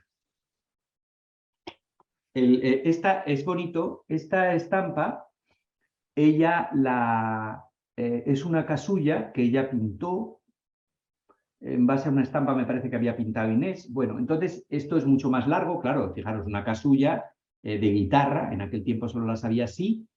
Entonces, estos lirios son ellas, las tres hermanas, las cuatro, Hermanas. que aquí no se ve una. Estos lirios que están cerrados, que apenas han brotado, son los hermanitos que murieron. Ella tuvo 4 hermanos que murieron al poco de nacer, una ya con 4 años y medio. Fue terrible también esa tragedia para la madre.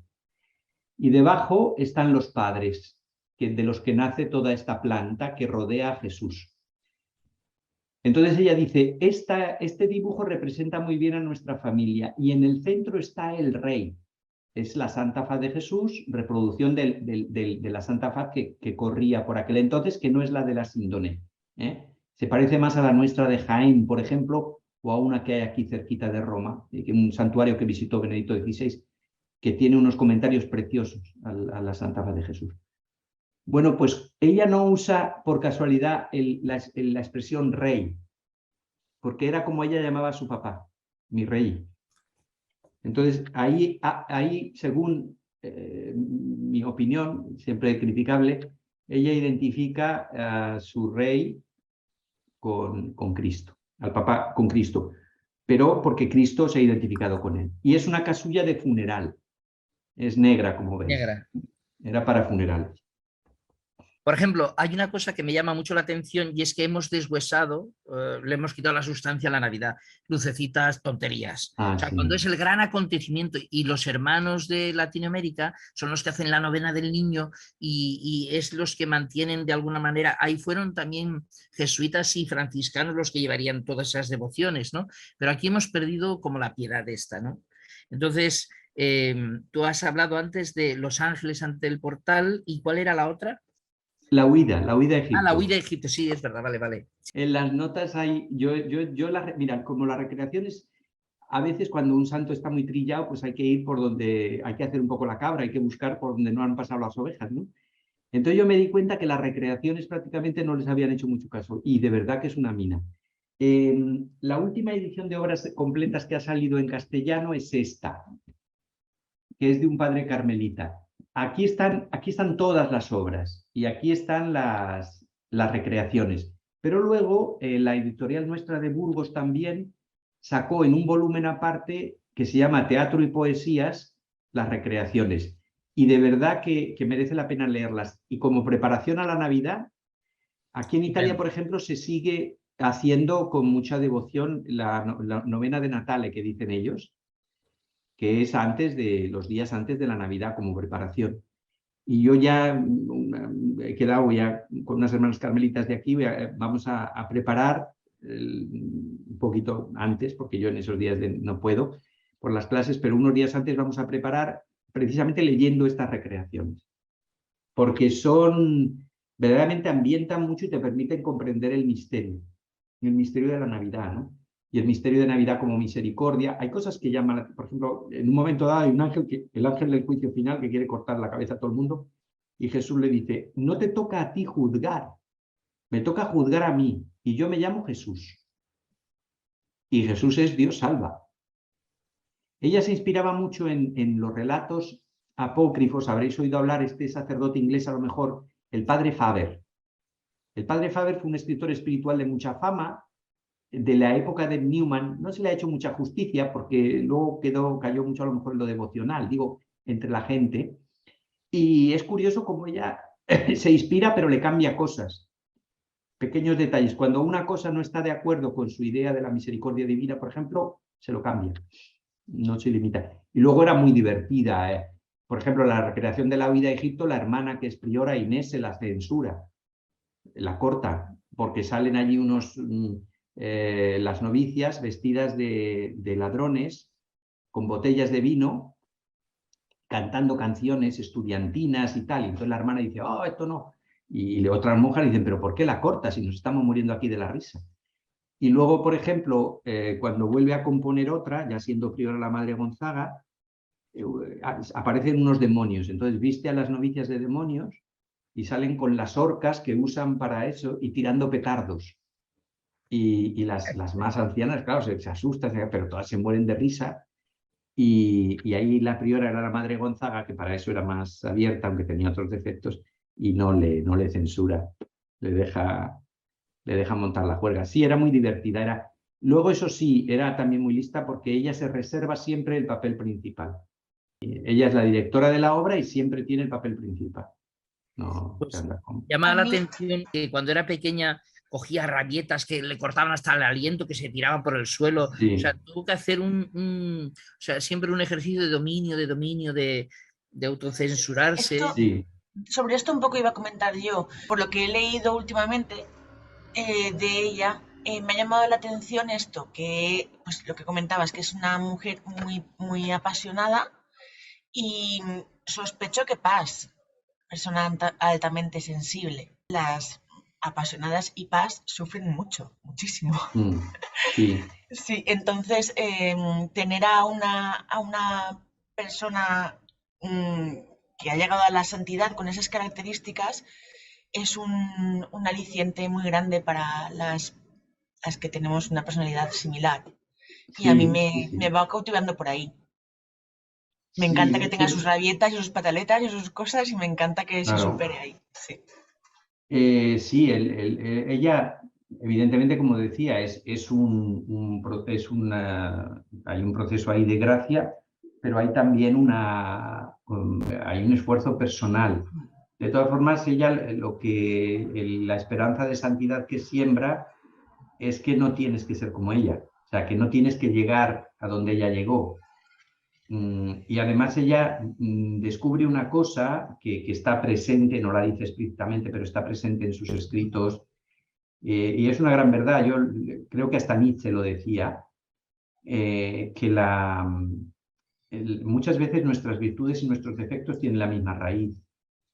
Ser extremadamente sensible te ayudará también a ser particularmente atento a las necesidades de los demás. Si no unes a la sensibilidad una tremenda inmadurez, que eso ya es más triste. Cura de tu inmadurez y probablemente la sensibilidad te servirá. Será un instrumento positivo que podrás usar. No pidas que desaparezca tu sensibilidad. Las personas hiperresponsables sufren mucho, pero gracias a ser hiperresponsables son responsables y cumplen con su deber. ¿Qué queremos? ¿Lobotomizarlos? No, Teresa te dice, aprende lo que eres y no quieras cambiarlo, porque una rosa no dejará de ser una rosa, pero una margarita tampoco. Y no quieras ser un cedro cuando eres un pino. Tú sé lo que puedes ser. Y si eres una estrella fugaz, serás una estrella fugaz. Y alumbrarás por 2 segundos, pero ¿cuánto nos gustan las estrellas fugaces, no? Es una llamada a reconciliarse con la propia vida y a descubrir que somos criaturas de Dios, que a nosotros no nos ha criado ni el demonio ni un demiurgo, y que si Dios nos ha creado así, eso tiene que tener una explicación. A mí me impresionó mucho una vez que estuve en Irlanda la historia de un sacerdote, de un laico, no era sacerdote, que era alcohólico y no superó nunca el alcohol, pero ayudó a muchos alcohólicos y está beatificado. Y él no superó. Empezando porque el alcoholismo no es un vicio, en la mayor parte de los casos es una enfermedad, cuando se llega ya a ciertos límites. Bueno, y luego hay otra historia que a mí, que pertenece al misterio de Dios. ¿Por qué muchas personas ligadas a Santa Teresita, que han confiado en ella, le han suplicado, no han sido liberadas de graves problemas e incluso han muerto en condiciones lamentables, empezando por Bélier? Bélier muere en condiciones lamentables y uno dice, Teresa, la repartidora de rosas, ¿no le quedó un pétalo siquiera para su hermano misionero? Para que muriera dignamente. No, murió loco, cuestionado por todo el mundo, desautorizado prácticamente, malísimo, e incluso su tumba abandonada, que ya cuando se cumplió el centenario de la muerte de Teresa, un grupo de personas santas, porque no tienen otro nombre, fueron allí y adecentaron aquello, porque yo vi fotos de la tumba como estaba y aquello era un estercolero. Y ellos lo arreglaron. Y, Teresita, ¿qué misterio hay ahí? ¿Qué nos quiere decir? Que toda vida, incluso la que parece más abandonada, esconde un misterio de salvación que nosotros, porque al fin y al cabo, humanamente hablando, Jesús es un fracasado. ¿Qué quiere? ¿Que participemos de eso nosotros también? Ella ha sido levantada para que nosotros nos demos cuenta de que no hace falta, de que a lo mejor nuestra vida se consume ante los ojos de los hombres como un desastre y sin embargo ha sido una vida en la que se ha explicitado y se ha hecho presente la salvación. Esto ya lo digo a nivel de misterio. Aquí estoy pasando ya de la ciencia teológica o espiritual a mis propios sentimientos y al misterio de Dios y a la predicación casi, ¿no? Que no es. Pero bueno, bien, comparte. Ya estamos en un espacio de compartir, no es de enseñar, ¿no? Yo os lo dejo como... Pero para mí siempre ha sido un gran misterio. Hay otro sacerdote también que era un desastre de hombre, no entro a detallar lo que hacía. Y también súper devoto de ella. ¿Habéis leído la leyenda del santo bebedor? La han hecho película incluso. Es de Joseph Roth, un autor judío. Este hombre combatió en la Primera Guerra Mundial y terminó perseguido por Hitler. Huyó a París y cuando los alemanes entran en París, no sé ya si se pega un tiro o se toma un veneno porque ya dice, ya no puedo más huir de esta gente. Bueno, pues tiene un libro precioso que se lee en 2 horas, se llama así precisamente, la leyenda del santo bebedor, que es la historia de un hombre, de un mendigo, que es un desastre de tipo, ligada a Santa Teresita. Y acaba mal. Pero es muy graciosa, es como un misterio, ¿no? Hicieron una peli porque verdaderamente es... Y es muy bonita. Si vas adentro al misterio que Roth te quiere... Roth ha comprendido cuál era la misión de Santa Teresita. Sentarse a la mesa de los pecadores. En el lenguaje de las flores... En el lenguaje de las flores hay distintas estaciones. La primavera es muy bonita, pero después viene el otoño, no sé, todas esas cosas, ¿no? Que cada río tiene su cauce y es lo que tú habías dicho, cada uno tiene su vocación y que Dios nos mira desde ahí y hace la historia. Y todo confluye para que en un determinado momento todas las margaritas florecen. Hay un florecer misterioso de toda margarita. Y nosotros a veces queremos aplicar una justicia vindicativa, tipo película americana, por lo menos las antiguas, en la que al final ganan los buenos. Ahora con todo esto de la cultura woke o como se diga, te parece que tienen que ganar los malos, pero antes no. Bueno, pues al final, ¿cuándo ganan los buenos? Pues a lo mejor no cuando nosotros no lo esperamos, ¿no? No según nuestros esquemas. Digo una última cosa. Hemos celebrado 125 años de la muerte de Teresa. En enero celebramos 150 años del nacimiento. La UNESCO la ha declarado figura de especial reflexión para este año, no sé qué historia. Luego tenemos el centenario de la canonización, el centenario de la beatificación. Habrá unos congresos, ya os informaré a través de Twitter. Aparte de decir bobadas, pues ya iré metiendo también todas estas informaciones.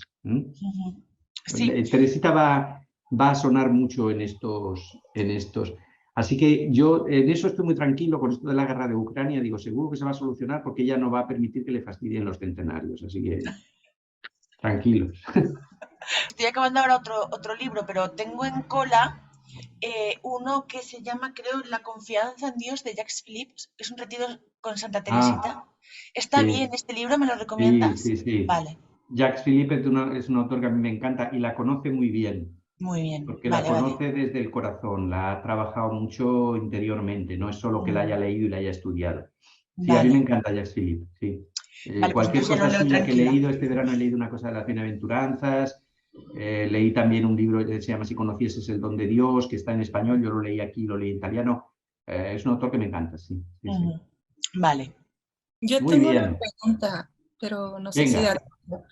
yo recuerdo haber leído hace mucho, pero no recuerdo dónde, y esa es la pregunta, en dónde está escrito, de que al parecer había entrado una monja al convento donde estaba Santa Teresita que era ya mayor, y creo que ella le dice algo así como que para su jardín Dios escoge flores de cada estación, o sea, como que no importaba, pero no recuerdo en dónde lo leí y quería ver En si sus obras sabía. no está. Eso tiene que estar o en los procesos o en consejos y recuerdos, que es el libro que escribió Celina, un cuadernito. Luego María de la Trinidad también escribió otros. Pero sí, puede que sea en los consejos y recuerdos de María de la Trinidad. Okay. Gracias. Porque ¿El proceso está editado? sí, pero en español es solo una síntesis. La edición completa está en francés y parte en latín, pero la mayor parte en francés. Son 2 volúmenes. Y luego ya todos los milagros, que no sé cuántos son. Pero el proceso en sí son 2 volúmenes. De todas formas, Lorena, ¿verdad? Sí. Piensa que seguramente no estaba hablando con una monja de 40, 50 años, ¿eh? Bastaba que tuviera 21 o 25 para ya ser mayor. Entonces, por eso pienso que puede tratarse de María de la Trinidad. Busca en los consejos y recuerdos de María de la Trinidad y ahí estará seguramente. Cuando fuimos a Lisieux, que fuimos al encuentro del Papa, pasamos por Lisieux, allí había mucha gente musulmán. Ah, sí. ¿Cómo es eso? Dices, pero no es cristiana, pues, a ver, el fenómeno. Los musulmanes, sobre todo los egipcios, le tienen mucha estima. Nosotros tenemos un santuario en el Cairo dedicado a Santa Teresita. Vale. Y está todo el día lleno de musulmanes. Cuando fue que piden una especie como de bendición, no les puedes hacerlo el signo de la cruz, solo imponerles la mano. Cuando fueron las reliquias, los musulmanes acompañaban a todas partes las reliquias. Tienen una fascinación por ella. La llaman la florecita de Jesús, no sé, creo que lo he dicho. Tienen una fascinación, la consideran verdaderamente una persona bendecida. No la llaman santa porque ellos no tienen santos, ni la consideran... Es curioso también cómo ha conquistado el corazón de esta gente, sí. No de todos, obviamente, habrá quien te corte el cuello si la ve, pero sobre todo en Egipto, quizás también por la cercanía de los coptos, ¿no? Es que fascina. Yo había un compañero que hace muchos años, un carmelita, decía, es que ver a Teresita te da la misma impresión de cuando ves a Beckham, ¿no? Este que fue jugador del Manchester, Real Madrid. Es un icono, atrae, tiene algo que fascina. Ya el verla dices, pero ¿qué es esto? Esto es una maravilla. Muchas gracias, Fray Emilio. De nada. Ha sido un placer y a ver si en otra ocasión nos sigues contando más, que nos gusta muchísimo. Vale, pues si Dios quiere ya habrá otras ocasiones. Como habéis visto, me habéis dado en la vena el gusto, porque a mí me encanta hablar de Santa Teresita, por lo tanto, soy yo el que os tiene que dar las gracias, porque yo es que gozo